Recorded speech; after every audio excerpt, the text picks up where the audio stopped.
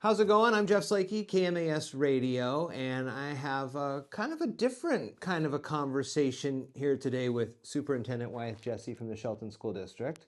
Hey, Jeff. Good to see you again. Nice seeing you. Shiloh Littlesun is with us as Yep. well. Nice to meet you and talk with you. And, you know, a lot of our conversations are district focused, and they're all about what's going on in the district and the strat plan and the finances and this and that. And we sometimes get deep into the weeds of the numbers and things like that. Well, Shiloh and I were talking, and one of the things that we kind of both came to the conclusion about is that there's a lot of folks, and even me too, knowing you now since you've got here for 5 years, that folks might not get a full sense of like who you are and how your background and your raising of your kids has helped you to navigate and see kind of the direction that you want the Shelton School District to move forward in. So I think that's kind of like what we wanted to talk, just get a chance to know you away from the district and away from all the things that are going on, and how you kind of come up with, you know, your daily routines and how you do this. And I mean, we don't have to go into that big of a detail, but you've told me in the past, for example, that you grew up with IEPs and things like that. And I don't know how much you want to share, but like, how did that get you thinking about when you joined into education, because you've been working in that kind of space since you started, even in Seattle, right? Yeah. It's, we're shaped by our experiences. My childhood was just my mom and I, for example, and raised with no means, whatever. My mom was an office manager. She was a secretary. That was just the two of us. And Where was this? yeah, so we moved a lot. I was born in Wawa, so my family was originally from Wawa. My mom's side, that's my mom's side, is not from there. She's from Port Angeles, where she lives now. And so, yeah, so it was, my family, my dad's side, I had a farm. We grew asparagus and wheat. So Just a farm boy then. yeah, it's just a farm. Just got it like exactly, Shiloh, like just raised and shaped by my mom. I love my mom dearly. She worked multiple jobs, helped provide me. She kept telling me, "You're going to go to college," and I was like not feeling very good because I did have an IEP. I had a reading disability when I was in elementary, and when I got to middle school, they're like, "Oh, you've really progressed." It's funny. People always like, but he's got a hard time because I couldn't decode words. I can't hear the sounds very well. And it's a thing that both my kids have. Both my daughters have some things. It's like in the front of your audio, you process so fast, you can't hear the sounds. But there was like, oh, he's got a really good vocabulary. And people at work today make fun of me for my vocabulary. So it's like but I had a disability. And I remember getting called out and singled out to go see the resource room teacher. Didn't feel very good, academically, just because you get singled out. So, but my mom kept behind me and come all the way around. I ended up graduating high school down in Vancouver, Washington at Columbia River High School. It was great. It was a great experience. I was treated very well. So I feel like I came out and then I went to college and I didn't go right into education. I was in Wall Street. I was a coach. I volunteered. I did Big Brother, Little Brother. I did all those kind of volunteer things, which eventually led to education for me. And I think too, then when you think about that, those, like you said, that kind of shapes the way. So when you entered into education back here in Washington, did you start in King County? Is that, or no? Yeah, absolutely. I was in my teacher program at University of Washington, and the teacher died over spring break. And they're like, "Could you come and teach these kids?" I did special education. I'm all about the underdog. I'm about trying to advance kids. As a kid with special needs, a kid from poverty, like I understand what it's like. So this is my preferred population. So I was in a school in Renton, high needs school, and I came there and Man, I tell you, it was an eye opener because you get this education and you're like, oh, this is the way it's supposed to be. And they're like, oh, this classroom's not run very well. So and I'm like, oh, you know what I mean? Because it's your first, I mean, do you remember your first job where you're like, you thought you had this vision, then you're like, oh, not everything's perfect, Right. Like right? so many things, I worked at so many other great things. So like name those. Yeah. Exactly. That's interesting that you say all that and kind of work towards that. So when you go into a classroom or you work with families, and I mean, their students have perhaps similar struggles that you had growing up. How do you? I mean, like, what do you see in those students, or how the families interact? Like, how did that shape like what you do? Because the strat plan talks a lot about safe and welcoming and making sure everybody's good reading, and you got the good reading scores now and all that stuff. Well, again, I'm shaped by my mom and the value system. Nobody's better than anybody else. Nobody's better than anybody else. No matter who you are, where you come from, you're not better than anyone. And I'm really thankful for my mom for that. Sure, sure, that's pretty cool. Yeah, well, for me, myself, I grew up, moving and growing, moving to so many different schools. I went to, I think from my first grade till I graduated was 11 different schools. So and it was from Montana to Washington, down to Arizona and Oklahoma. So, and high school I went through, it was 5 different schools. So I went to 2 different schools in one year. So I've gone, moved around to all these different places, coming in, being the new person, kind of growing up. And when me and my wife came in, we had our son Pride, who's on the spectrum, and and that was our first. Well, like growing up in school, you kind of have like the special, ed class, and at that time it was always separate, and you knew of the kids, you knew who they were, but there was no real interaction. And so when we had our son, that was kind of one of my biggest fears was like, my son's going to be ostracized. He's going to be, secluded from everyone. And when we got him into the special education here at right over here at the Round Building, and it was The Early Learning Center? yeah, yeah. Yeah.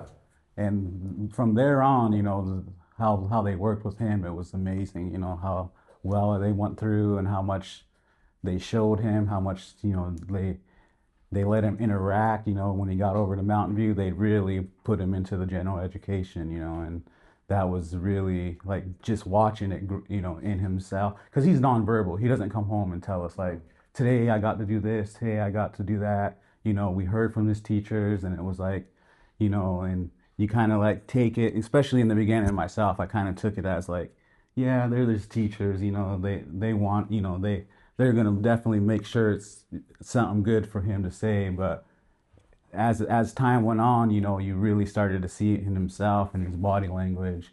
And so like with all that, like, I'm just grateful to hear that, you came up with, and so you said you were a special education teacher, right? Yeah. So that was like, for me, that's, great to hear from you, and did you play sports and stuff too? Or? Yeah, I did track, football, and basketball. I know a lot of people think wrestling, but no wrestling. No wrestling. Yeah, I put in no pretzel. So I, yeah, what did you do? You moved around a lot. Like it must be hard for you in some ways, Shiloh, to trust schools Yeah. if you moved around that No, no. much. And I was fortunate. Not every one of them was positive Yeah, experience, no, I'm no. I sure. was fortunate and had pretty good experience throughout there. Good. And there were some, some bad experiences, and that was, that's kind of why when I first found out about my son, it was really kind of like, oh, like I wanted to get a mic on him. I wanted to have visual on him at all times, because I'm like, not that I didn't trust anyone in the schools. It was just fear of, what was going to happen, and or the unknown. So many families I've come across in my career, in regards of some of your experiences, just fear about how to educate kids with special needs. What are you going to do? How are you going to care for them? and almost every parent has that fear, but when you talk about kids with special needs, especially if somebody's non-communicative or limited communication, you're like, well, they might not come home and tell me the whole story. I want a mic, I want a mic, I want the Yeah, thing. yeah. How do you build that thing? And I think the fortunate side is I've seen so many educators, like they are, especially in special education. I like that. That's my favorite field because you get to really know the kids and the families. Like when you got, you're a secondary teacher and you got 140 kids, that's a different animal. That's for some other teachers, but you get to know the families and it's just not, it's more than just being a teacher. You feel like you're part of a family. Special ed has its own just community, and most of my friends have kids with special needs, and that's where I spend my time and their kids, and that's what I enjoy about it, is the sense of community that you can draw from that. One thing we were talking about before you got here was how you kind of, like you mentioned, moved around in schools a lot, but then when you finally got to Shelton and Mason County, there's always a sense when you get here, and if you're not from here, that it's kind of like Yeah. arm's length for a fair amount of time. Yeah. And Definitely got to gain trust. you got to gain trust. And and I've been at the radio station for 20 years, and so I think people have accepted me in, from living outside of the Shelton area.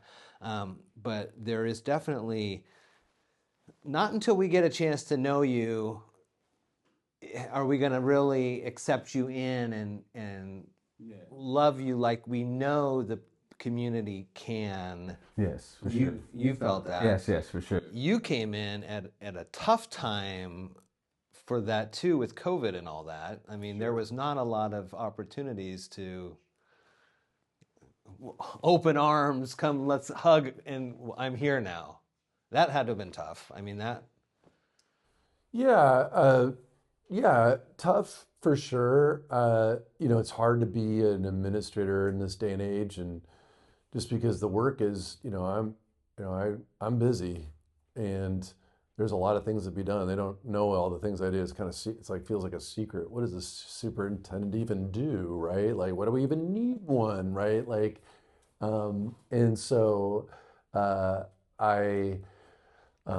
Yeah, it's tough, building in a new communities. The thing that no one else really knows is that I'm from these kind of communities. This is where I lived. I mean, if you go to Port Angeles, a lot of similarities. Are you kidding me? Like, I know a lot of people that lived here, from here. They've done time up in Port Angeles. Like, you know what I mean? So you're like, they're also the gateway to, Olympic National Forest, right? They also had ITT Rainier, you know what I mean? Like, so you just got this history where you're like, I know that. I've seen one of those because I've been in Port Angeles a lot of summers with my grandparents. So yeah, it's been tough, but I also, I have a strong sense of self and purpose of why I'm here. I'm here for the underdog. And that's what I do the work. I mean, I try to get myself out of the adult issues, even though I'm an administrator, because I do it for the kids. And you mentioned your daughters, and I know we've talked over the years that they've gone up and through high school and college settings now, and that is, a lot of folks will say, well, he doesn't live here. But I don't think they fully understand why. I mean, you tried, and it's hard when you have kids that are, especially in older grades, it's hard to say, all right, we're moving. You get to finish your last 2 years of high school, say about all your friends, because I got a job down here. The school board, I mean, they're okay with that. I mean, it's been. Sure. I mean, that's kind of a good question. Like dialogue back with Shiloh and I, like if you've had to move, I don't want my kids to have to move. Yeah. Do you feel Yeah. the same way? If I can limit it, if I can prevent it, I will do it. I mean, and because it's not always fun. No. I learned a lot. I feel like I learned a lot by moving around. Kids are adaptable, so everyone adapts, but kids are very adaptable. But when I go back and look back at it, I think it would have been beneficial if I was able to stay, kind of stationary for a little bit longer than, you know, a year or Sure. two. Two schools in a year. Yeah, I feel the same way. You know, two different high schools. I didn't do two in 1 year, but that's a lot. But I like, yeah, I have two daughters, single parent, you know, and you know, my kids are everything. You know, I will do what I have to do for them. I'm a parent first. You know, like you have to do that. Like I would never compromise. I've had to bring my kids to board meetings when I was, you know, in my previous district, and they're like, they remember a lot of those memories, like hanging out in my office and my desk, and I got to present to a board and information, like all those things. And they've come to assemblies when I was a principal, and they've come along the way. I'm very thankful for them, but at the same time, I wasn't going to uproot my kids when they're, you know, in high school to move away. I wouldn't want to do that to them. They didn't want to do that. So that just means I drive 3+ hours a day. Yeah. Do it for the kids. You do it for the kids. Yeah. You know, and I was just raised that way. You know, I was raised, you know, kind of like, as I'm feeling old now lately, a lot of old jokes coming my way. Okay. Anyway, I just was raised, you know, just do your work. You know, seen, not heard. You're not a braggart. You're not better than somebody else. You do the work, and you do it for the right reasons, to provide for your family, right, and to try to make your community better. That's what I try to do. When you see your daughters now and they're out of school or they're in college and things like that, and then you look at how the students in the district are growing up, what can you do as the superintendent to try to instill some of those similar life lessons or work ethics or whatever into how, I mean, I guess it all kind of goes down to the strategic plan that you guys have worked on for so long, right? But are those tenets in that things that you have worked hard to instill into your family? Is that something? Yeah, everything's a relationship, right? And those relationships, there's still some similar constructs across relationships. When I got here, I did like a listening tour. Squaxin Island was one, and they were like, a lot of our kids aren't getting treated the way, or like they have different expectations. I saw the data. There was truth to that. Same for our students with IEPs, you know, or multilingual students that didn't have access and opportunities, even within our CT programs. Like, how do we create that and how give them access to both some college going classes, but also some career classes? You don't have to go to college, like, but you do need to help kids engage and be their best. And so, listening and hearing that, I just saw when I came here, I'm like we need to have higher expectations of ourselves on behalf of our students. It's not just higher expectations for students, because it's about the adults have to take responsibility to craft that. It doesn't just mean I'm forcing the kids to do better. It's, you have to put all of that together on behalf of the students so they have a more enriching environment where they feel they can be successful, that they're not going to get sent out in the hallway, and that they're going to be having low expectations for them. That's that kind of thing, and I wouldn't want that for my kid too. That's what I walk into a classroom, I go, would I put my kid here? That's an automatic screener for me. That's the way I've tried to train the principals here for this district and other districts that I've been in. What did you see when you saw the listing for the job? Why you said I can do something here, or I relate here, or what? Yeah, I didn't know everybody. I mean, I don't know. I did not know Shelton. Like I don't know. I didn't spend a lot of time in Shelton because I didn't have any family here. By driven through it a lot, because if you don't go from Vancouver to Port Angeles, you got to drive up the canal. So, you know, most people told me don't take it, don't go for it, but all of me says yes, go for it, because this is exactly the kind of communities, again, I'm used to, and the kind of people I want to serve. So You don't have to always be accepted. Doesn't mean I can't serve them, right? And acceptance is on each individual's term. No person is the sole person that makes decisions on who is part of whose community. I speak and stand for myself and the values and the things that I'm trying to bring here, and I'm proud of the work that I've helped lead and do with these kids. The number one in the state for early literacy growth, 77% decrease in suspensions, including Native youth, which is where a lot of our suspensions were happening. Right now we're struggling with some things for special ed because that's where some of our needs are for some of our suspensions. I know that, but our attendance is now up. Like our attendance continues to go up. Graduations go up. Like we've got really good things going on for kids. Does it gonna take time? Sure. Is it change? Sure. Does everybody want that change? Not always. So I understand that.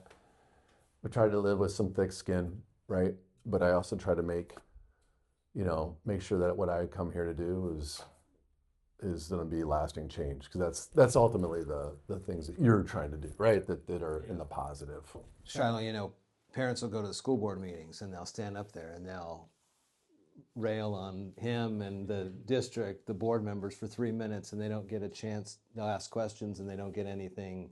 They can't answer, right? Because it's a public meeting or something. You've got him right here. Is there anything you want to ask him as a parent in the district? Definitely, because with my son being native, very much native, you can look at him and see, and also being on the spectrum, it's kind of like a, because, you already said the statistics that they've already at, higher risk of suspension, so for me, that's kind of a little concerning moving forward, because he's in 5th grade right now, middle school. He's starting to get to that age, like literally, he doesn't say anything much, but like, it's a middle school thing, because he comes home and sits on our table now. He never used to sit on any tables. He would, but for some reason he wants to sit on our side table, so he's obviously looking at other kids and seeing how they're behaving. So with his friends are growing up, he's been fortunate enough to stay in the same school, so he's got a good group of friends, but they're all starting to grow up. They're starting to learn their different behaviors, as they're getting older, and and it's unfortunate, but at some point, them kids are gonna start to do the suspendable things, And for myself, it's concerning, because my son's he's aware, he's observant, he's gonna watch, and he's gonna try out his own things, So for me, what's kind of like, how are you gonna put forth, like, being sure that, like, I know we'll do our part as a parent, but like as the school part, like those kids that are in special needs need a little bit more extra work with them, and a little bit more like support and a little bit more guidance, So how would that? Yeah, and Shiloh, and when I hear that, parent to parent, because I feel like I get trying not to be all this superintendent, you're bringing this into this conversation, but like my kids, I think I've done a really good job raising my kids. It was pretty tough holidays. Both of them were ganging up against me. So when you're saying like sitting up on the table, I'm like, I got two one's not teenage, she's 20, but like they push boundaries. There's some things that I'm like, that's not okay. And if you pulled that into school, like you could get in trouble, right? Neither of my kids have been in trouble in school. So, but that age group, even all the way from where Pride is at today, right? As a middle schooler up to, all the way going into college, kids push limits. They're still in the identity formation. And you as a parent, Shiloh, want to have trust that the school district sees what you do and cares what you do, that you're not going to just punish my kid or to be a statistic for suspension, but you're actually there to work together to help figure out what they need.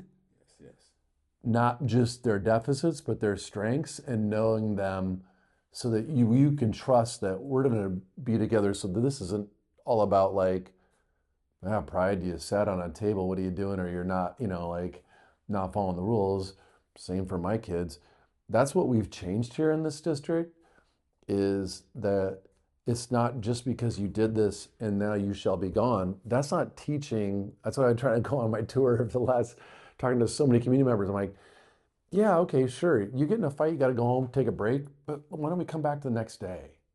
Why does it have to be a long-term suspension, right? Like, I want you closer to me even, so that I can have you next to me and we can walk through this in community. And a lot of these principles are actually made and grounded in Native American community ways of dealing with issues in circle, to bring them in, bring them closer, especially with those who are the elders and those who do care for the kids, because they need to learn what it is to be part of this community, learn about all those skills, because if someone's acting out or not following directions, that means they don't have always necessarily the social skills or the emotional abilities to handle some things, or communication, regardless of disability or non-disability. And so that's what our responsibility is. And I am really proud of our staff for taking that on. And that's why, even when we had to have budget cuts, we're not cutting counselors, we're not cutting mental health, we're not cutting safety, because those are those things you have to have wraparound services to get there, to understand what it is, so that you, Shiloh, no matter what happens, you're like, I know that school has trained people, they care about pride, yes, and that you're going to work with us if need be, or however necessary, so that he can grow and learn, and because eventually they graduate. Yeah. It's scary. Yeah, no, for sure. It's definitely scary, knowing of the unknown. Like I said, he just went to middle school this year. It's his first year. So my wife and I and countless other people were already, so kind of worried on how the transition was going to happen. And the teachers over there are great as well. And yeah, it's funny how that goes, right, Shiloh? Like, I've seen Pride, and he did really good every time I saw him in school. So there's like, I don't see, like, I'm not seeing this, but it's funny how these stories go, right? Like in this community, like, or really any community, it's a thing like, all right, so that's somebody else's kid, and they're like, I want you to know my kid, I want you to work with me, and I want you to help teach them. But if somebody else sees that and they go, why are they doing that? They should be gone. So it's always good to be on the other side, and it's okay to throw away somebody else's kid, but not your kid. And so I have to remind people, like, everybody needs some space and grace. You're not going to let it go. We're not going to let things go. No one's going to get away with like fighting or drugs or, like consistently disrupting the educational environment. But we sure do know what's going to happen. It's predictable. I'm sure all your experiences, but I remember distinctly, even to this day, about some of the people that were disruptive, some of the people that maybe caused fights or brought drugs onto a campus. I remember those people. Can you remember those situations? So it's been going on forever. What we choose to do about it is, how about we put an end to the cycle of that continuously going on, so that we can actually teach them, so they can go off and be productive adults, so that cycle stops. Because if we throw them away and then they go off and they don't have those skills, they become parents, then they can teach that, and that cycles through back again. And that's something about Shelton, because people do know the stories about people in multi-generational. They will tell me those stories. yes. Oh yeah. I'm like, well, let's work on this. Sure is easy to give it an excuse and move it out to the side. It is a lot harder to actually address it. And that's why I go back to my staff, who have been working really hard to build their skill set to keep addressing it. And I know it's frustrating at times, but Shiloh's expecting us to take care of Pride, and there's a parent that's sending their best kid every day. And our job is to do our best to serve them. And we've been great and fortunate with all the feedback and education that he's come along. And like I said, he's grown so much, and I gotta thank a lot to the district. It's amazing, I think that's a great way to end it right there. Shiloh, thank you. Wyeth, good to talk with you as always. Thank you. And more of these conversations, just kind of letting them know that the people are out there and they're working hard and they're trying to do the best for all the students in the district. Hey, maybe next time, Jeff, you can talk about your son, since he's also a middle schooler. Well, and I was, yeah, maybe next time we'll do that. Thank you for Shiloh, coming. Thanks a lot, Shiloh. nice to see you guys. All right.